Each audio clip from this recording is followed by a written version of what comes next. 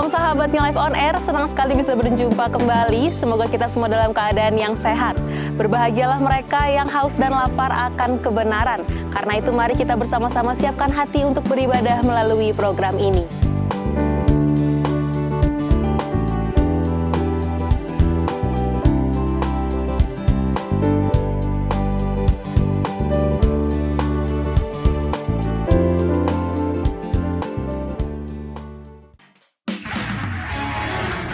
Kami terima sukacita-Mu ya Tuhan, kekuatan bagi jiwa kami untuk taklukkan segala badai dalam kehidupan kami di tahun ini sampai selama-lamanya.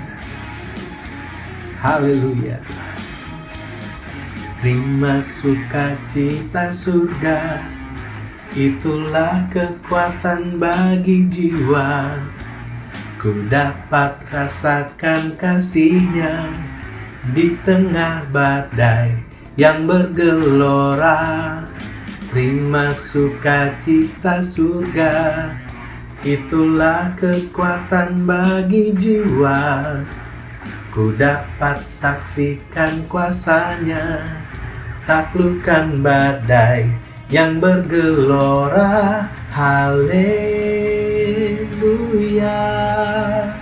Kau ada dalam hatiku, takkan patah semangatku, takkan hilang kekuatanku. Haleluya, ku mau bersorak bagimu, sukacita surga nyata penuhiku.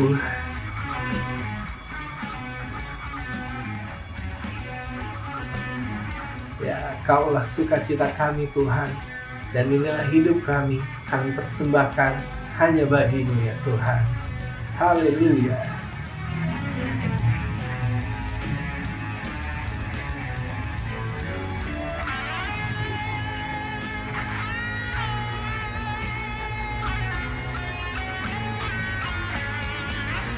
Haleluya,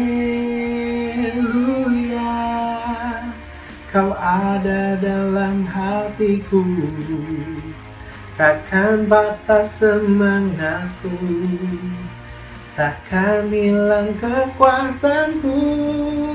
Haleluya,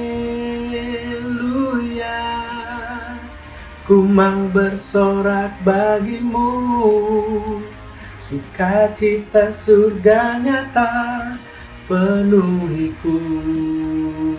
Oh, haleluya, Kau ada dalam hatiku, takkan patah semangatku, takkan hilang kekuatanku. Haleluya, ku mau bersorak bagi-Mu, sukacita surga nyata, sukacita surga nyata, sukacita surga nyata penuhiku, sukacita surga nyata penuhiku.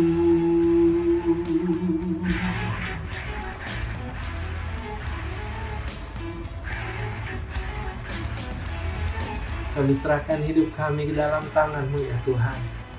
Inilah kami, gereja-Mu.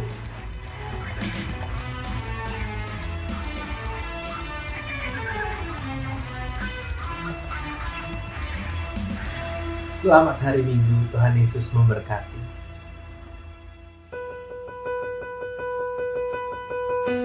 Salam sukacita saudara-saudara, senang sekali berjumpa kembali. New Life on Air kali ini membahas tentang kritik. Nah, kalau ada pertanyaan saat ini, apakah atau siapakah yang senang dikritik? Maukah saudara mengangkat tangan? Banyak orang tidak mau dikritik. Kita mau bahas dari firman Tuhan, bagaimana menghadapi kritik.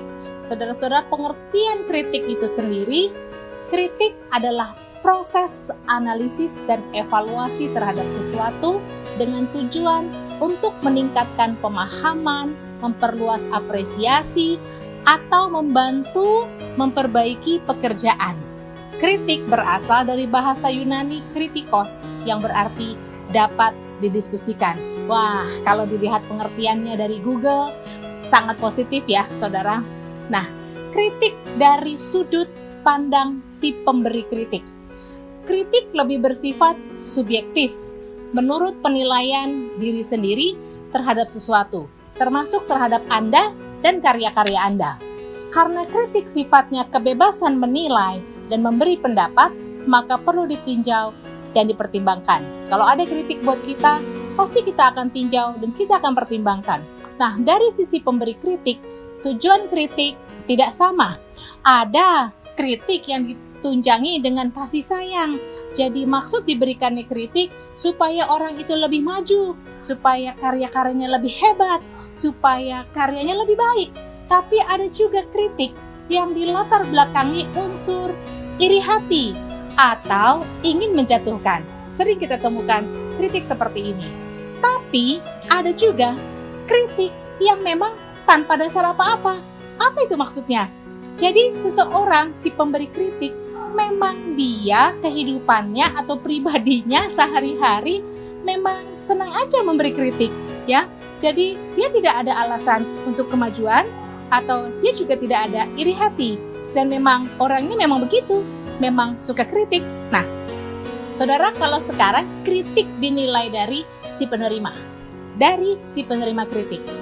Jika kritik diterima dengan hati terbuka dan pikiran positif, kritik bisa menjadi alat pacu untuk sebuah perbaikan dan kemajuan. Setuju ya? Kritik yang diterima dengan pikiran negatif akan membuat kita patah semangat dan bisa menimbulkan kesedihan mendalam. Bahkan ada kritik yang bisa menimbulkan permusuhan.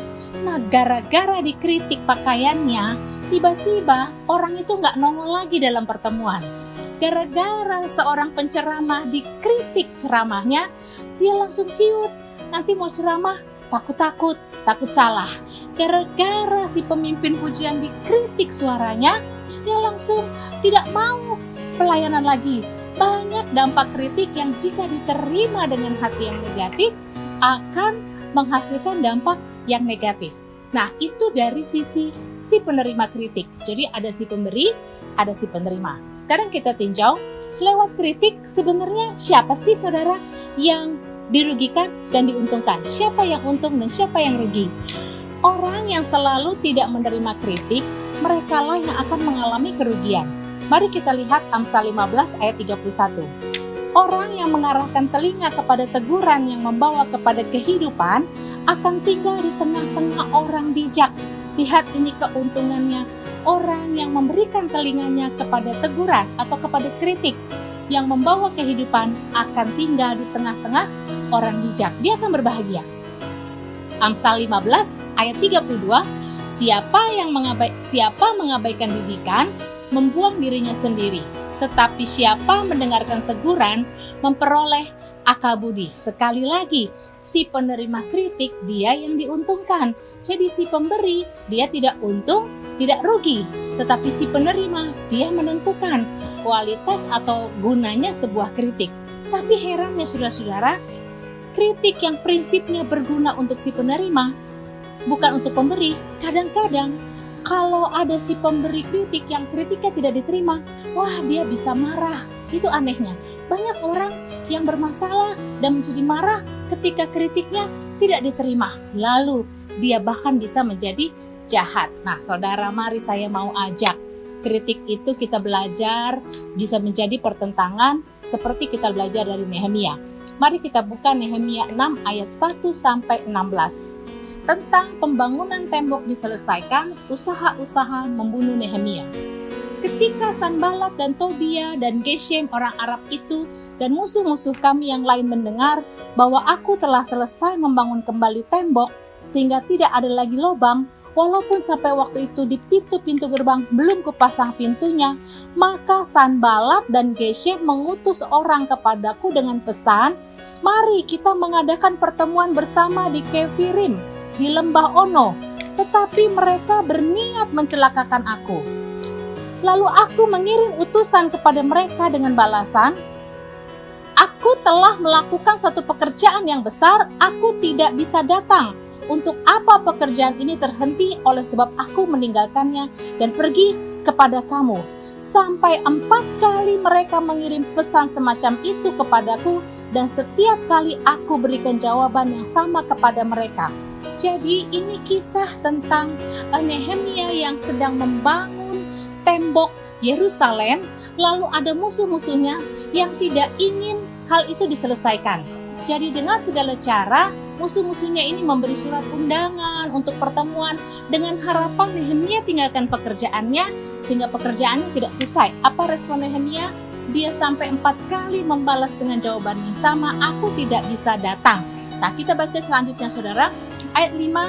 Lalu dengan cara yang sama untuk kelima kalinya Sanbalat mengirim seorang anak buahnya kepadaku yang membawa surat yang terbuka. Dalam surat itu tertulis, ada desas-desus di antara bangsa-bangsa dan Geshimu membenarkannya bahwa engkau dan orang-orang Yahudi berniat untuk memberontak dan oleh sebab itu membangun kembali tembok. Lagi pula menurut kabar itu engkau mau menjadi raja mereka. Bahkan engkau telah menunjuk nabi-nabi yang harus memberitakan tentang dirimu di Yerusalem. Demikian, ada seorang raja di Yehuda. Sekarang berita seperti itu akan didengar raja. Oleh sebab itu, mari kita sama-sama berunding. Tetapi aku mengirim orang kepadanya dengan balasan, hal seperti yang kau sebut itu tidak pernah ada. Itu isapan jempolmu belaka. Kembali Nehemia diganggu lagi, dibilang ada rumors ya, ada isu bahwa Nehemia ini punya motivasi ingin menjadi raja dan dia ingin mendapat penghormatan ya. Lalu Nehemia menjawab, tidak ada seperti itu hanya isapan jempol. Berikutnya ayat 9. Karena mereka semua mau menakut-nakutkan kami, pikirnya mereka akan membiarkan pekerjaan itu sehingga tak dapat diselesaikan. Tetapi aku justru berusaha sekuat tenaga, kata Nehemia. Ketika aku pergi ke rumah Semaya bin Delaya bin Mehetabel, sebab ia berhalangan datang, berkatalah ia, biarlah kita bertemu di rumah Allah di dalam bait suci dan mengunci pintu-pintunya karena ada orang yang mau datang membunuh engkau. Ya, malam ini mereka mau datang membunuh engkau. Nehemia diancam bahwa dia akan dibunuh. Jadi dia diminta datang bertemu di rumah Allah di bait suci. Tetapi Nehemia menjawab ayat 11, tetapi kataku, orang manakah seperti aku ini yang akan melarikan diri? Orang manakah seperti aku ini dapat memasuki bait suci dan tinggal hidup? Aku tidak pergi.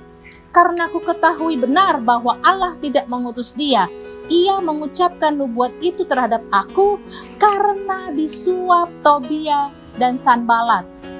Untuk ini ia disuap, supaya aku menjadi takut, lalu berbuat demikian sehingga aku berdosa. Dengan demikian mereka mempunyai kesempatan untuk membusukkan namaku sehingga dapat mencela aku. Ya Allahku, ingatlah bagaimana Tobia dan Sanbalat masing-masing telah bertindak, pun tindakan Nabiah, Noaja dan nabi-nabi yang lain yang mau menakut-nakutkan aku. Maka selesailah tembok itu pada tanggal 25 bulan Elul dalam waktu 52 hari. Ketika semua musuh kami mendengar hal itu, perhatikan ini saudara, takutlah semua bangsa sekeliling kami. Mereka sangat kehilangan muka dan menjadi sadar bahwa pekerjaan itu dilaksanakan dengan bantuan Allah kami. Mari belajar dari Nehemia. Yang pertama, saya dan saudara, kita diciptakan oleh Tuhan secara unik. Setiap kita punya tugas untuk mengerjakan tugas penting di bumi ini. Dan tugasnya itu pasti spesifik, saudara. Setiap orang punya panggilan Tuhan. Nah, dalam melaksanakan tugas, Anda dikritik, saya dikritik oleh orang-orang yang menentang. Padahal tadi kita lihat ya, sebenarnya kritik itu baik, sebenarnya pengertian kritik itu bagus, sebenarnya untuk meningkatkan produktivitas kita dan karya kita. Namun kita belajar dari Nehemia apa yang dia alami, yang juga suka saudara dan saya alami, bukan? Mereka akan beritahu Anda terlalu gegabah mengerjakannya, Anda melakukannya dengan cara yang salah, Anda tidak kompeten, Anda kurang kompeten. Anda mungkin dikatakan, oh Anda kalau lakukan itu Anda tidak disukai, Anda harus berubah, Anda sia-sia berada di sana melakukan itu, Anda lebih bermanfaat ada di tempat lain, di situ bukan tempat Anda, itu tidak cocok. Nah, banyak sekali yang kita dengar, yang masuk ke telinga kita, yang disebut kritik. Belajar dari Nehemia, sadari dulu, saya dan saudara punya tugas penting dan unik untuk mengerjakan apa yang sedang Tuhan percayakan kepada kita sejak awal mulanya. Dia punya panggilan kepada kita. Nah, saudara-saudara, pada saat itu Israel menjadi tawanan orang Babilonia, berada di pengasingan 70 tahun lamanya. Kemudian orang Babilonia membiarkan orang Israel itu pulang. Keadaan Yerusalem hancur luluh dan lumpuh. Nehemia berinisiatif dengan sebuah ide cemerlang membangun kembali kota Yerusalem. Dia akan membangun tembok Yerusalem untuk melindunginya, untuk kenyamanan dan keamanan orang-orang Israel. Dia membangun tembok Yerusalem. Apakah yang sedang sekarang saya dan saudara bangun? Sebuah Yerusalem, tembok Yerusalem kita, tembok untuk kenyamanan orang-orang yang kita kasihi, orang-orang yang kita layani. Mungkin tembok untuk keluarga kita lindungi keluarga kita dari segala ketidaknyamanan. Nah, saudara, setiap kesempatan itu datang dengan pertentangan. Setiap panggilan saudara tidak datang dengan mulus, semua datang dengan pertentangan. Musuh Israel di ayat 1, namanya Sanbalat dan Tobia dan Geshem, dan musuh-musuh lainnya.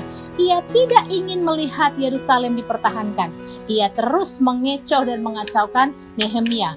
Mereka mencoba dengan segala macam hal untuk menghentikan Nehemia membangun kembali tembok Yerusalem. Bisa saja itu hari ini adalah tembok Yerusalem, artinya keluarga kita. Bisa saja itu apa yang sedang kita bangun, usaha atau bisnis kita, atau mungkin pelayanan kita.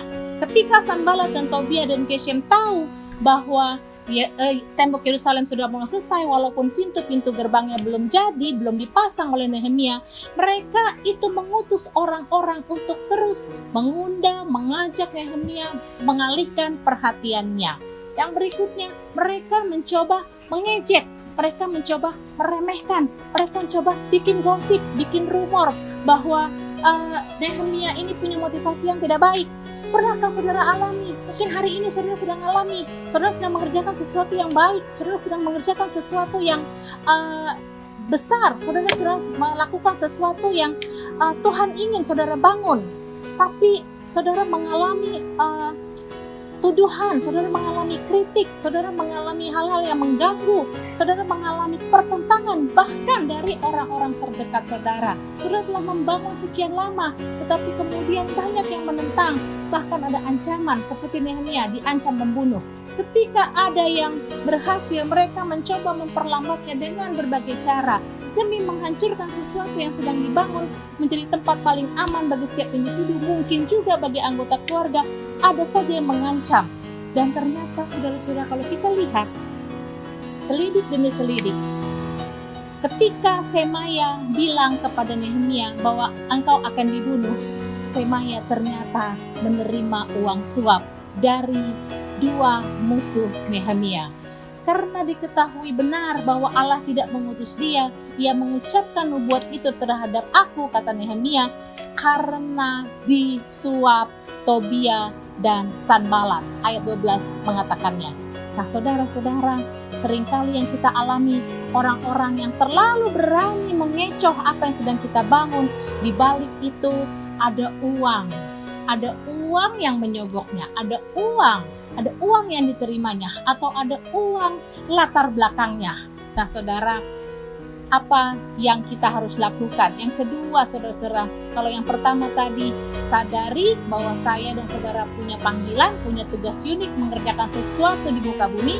Yang kedua, jangan biarkan diri tertekan oleh kritikan, karena setiap pekerjaan yang baik pasti ada orang yang akan mengacaukan dan melemahkan dan mengkritik.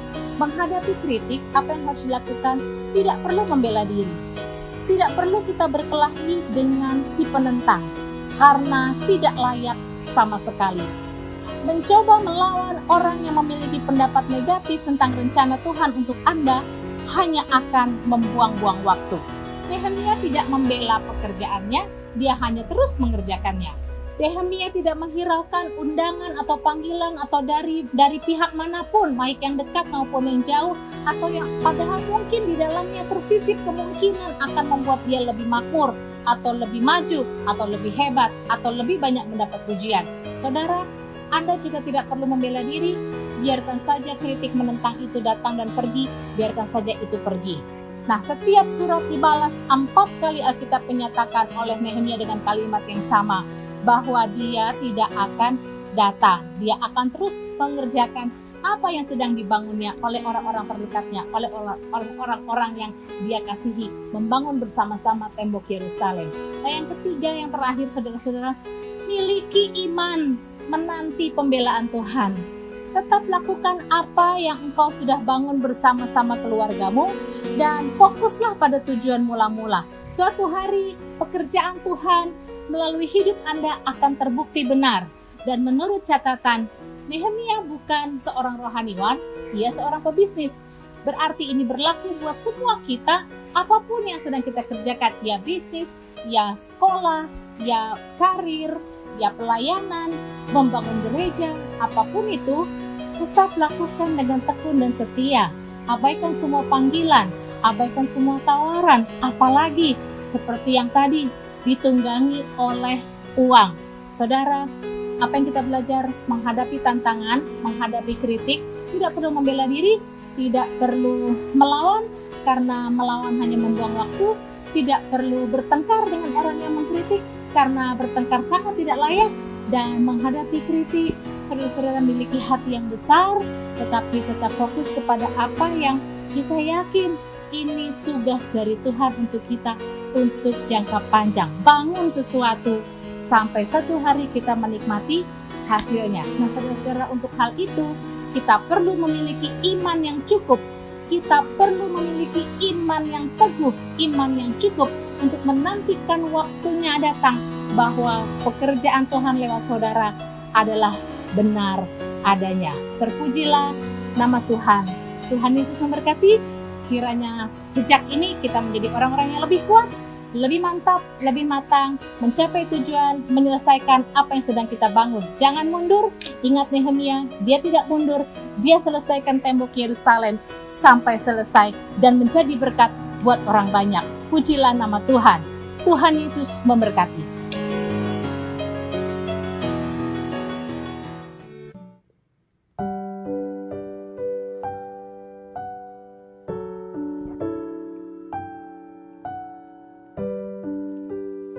Inilah kami Tuhan, bejana-Mu. Kami bersyukur Tuhan mau memakai kami,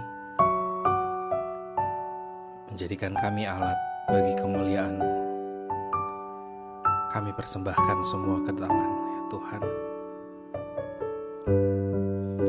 Kekuatan di jiwaku, ketenangan batinku, ada dalam hadirat-Mu, ku menyembah-Mu.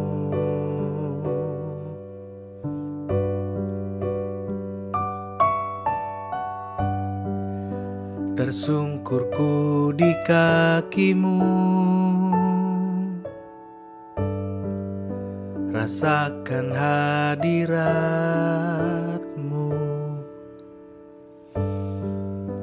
Takkan ku melepaskan-Mu, Kau cahaya bagiku, mengiring-Mu seumur hidupku, masuk dalam rencana-Mu Bapa, pikiranku, kehendakku, ku serahkan padamu. Harapanku hanya di dalam-Mu. Ku kan teguh bersama-Mu Tuhan. Jadikan ku bejana-Mu untuk kemuliaan-Mu.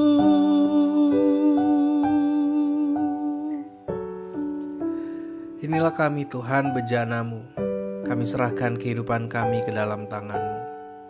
Terima kasih ya Bapa untuk firman-Mu, untuk karya penebusan-Mu dalam kehidupan kami. Di dalam nama-Mu saja kami berdoa dan kami tutup ibadah kami. Amin. Selamat hari Minggu. Tuhan Yesus memberkati kita semua.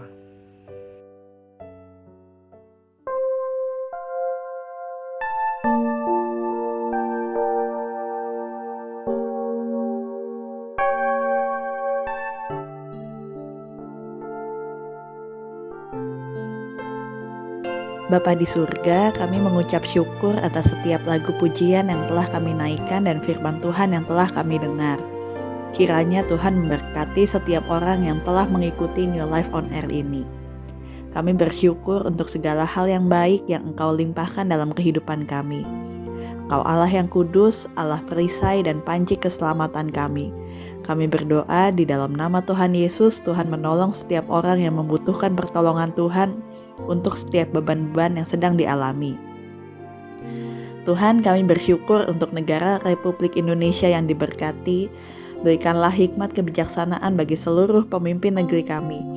Berkatilah pelayanan para hamba Tuhan di seluruh Indonesia, agar pelayanan yang mereka lakukan dapat membawa jiwa-jiwa kepada pengenalan akan kasih Tuhan Yesus yang menyelamatkan. Berikanlah kekuatan, kesehatan, dan perlindungan kepada kami semua dalam mengerjakan amanat agung Tuhan Yesus, yaitu menjadikan segala bangsa murid Tuhan. Kami berdoa agar setiap umat-Mu dilimpahkan damai sejahtera dan sukacita.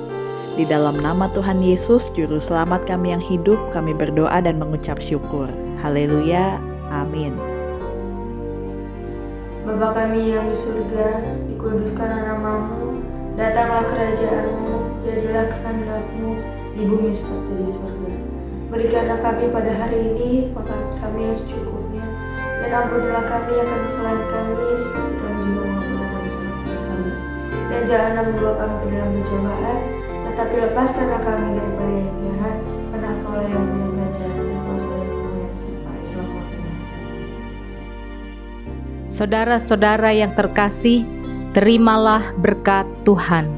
Segala berkat ini akan datang kepadamu dan menjadi bagianmu jika engkau mendengarkan suara Tuhan Allahmu.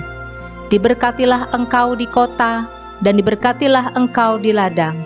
Diberkatilah buah kandunganmu, hasil bumimu dan hasil ternakmu. Diberkatilah bakulmu dan tempat adonanmu. Diberkatilah engkau pada waktu masuk dan diberkatilah engkau pada waktu keluar. Amin.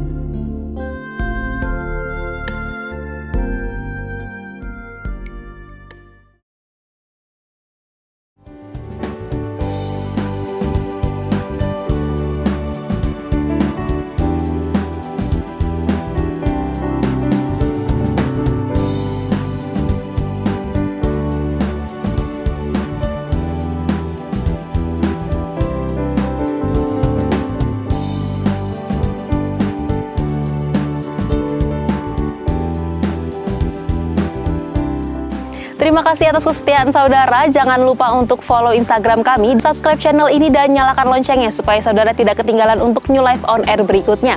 Tuhan Yesus memberkati.